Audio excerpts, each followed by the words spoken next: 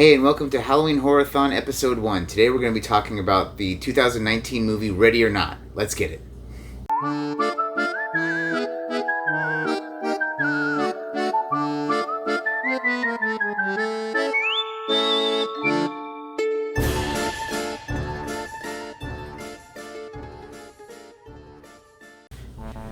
So, I just saw Ready or Not, and the movie itself is pretty stinking cool. It had a lot of vibes of the movie You're Next, if you've ever seen it. Pretty good. But basically, just the obviously spoilers. All these videos are going to have spoilers. But the movie takes place in a gaming family. Well, it's a family that made all their money on gaming, board games and card games. Anyway, there's a woman who is marrying her way into the family with a son who kind of got his way out of the family. So the whole beginning of the movie, the mother and the father are like, hey, we really need to bring him back in the fold. You got to help us. Talking to the new future wife, of course. And then the whole time there's this aunt who's just very creepy looking, to say the least. But either way, they get married. Everything seems pretty fine. The family seems very snooty and rich. Think that maybe she's only marrying them for money. But then comes the plot of the movie where apparently on the midnight that you are married into the family, to join the family, you have to play a game that's picked at random. Past games for other spouses include backgammon and I think chess.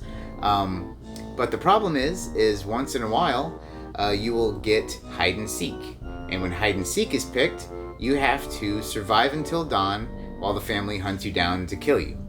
Now, the reason this is because way back when, the great-great-great-grandfather had actually made a deal with the devil to set this into motion. And basically, that's what led to the family's success and riches. Long story short, if you don't kill the person, then the whole family dies.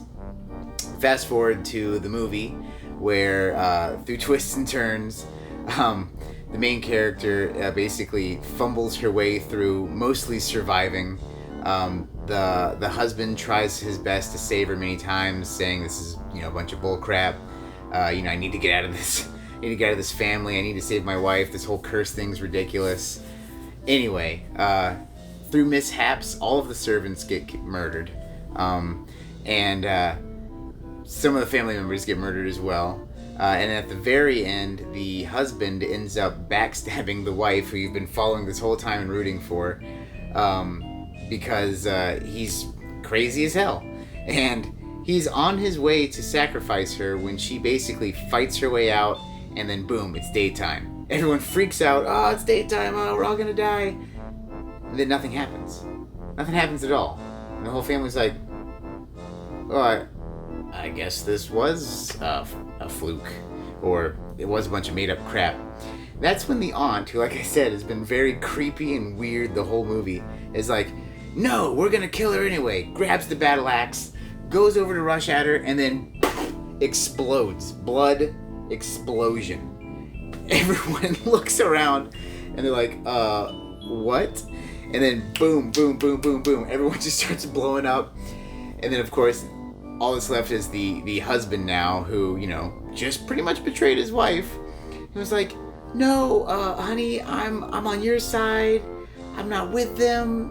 And then she's like, nah, step off. And then, boom, blood explosion. And the last thing you see right then is she kind of turns towards this chair where, I guess the original great-great-great grandfather used to sit, and his ghost is kind of there and just pulls one of the kind of you win kind of situation. The whole movie, like I said, it's like You're Next, but not as good. It has a lot of the Drag Me to Hell feel, like that movie, or the weird ending. But other than that, it kind of got me thinking, I guess, I'm making this realization now, she married into the family, and now everyone in the family is dead, so I guess she inherits all of the money?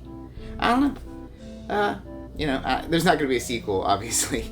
But, yeah, the only downside I'd say to this movie is it's definitely a horror comedy, worth checking out. But if you'd seen the trailers pretty much any of them, that's a lot of the good parts. So if you've seen a lot of the trailers, maybe not, but it's still pretty good. I mean, it had its cringy kind of moments where, you're like, I don't want to be in that situation, real tense. But overall, good movie.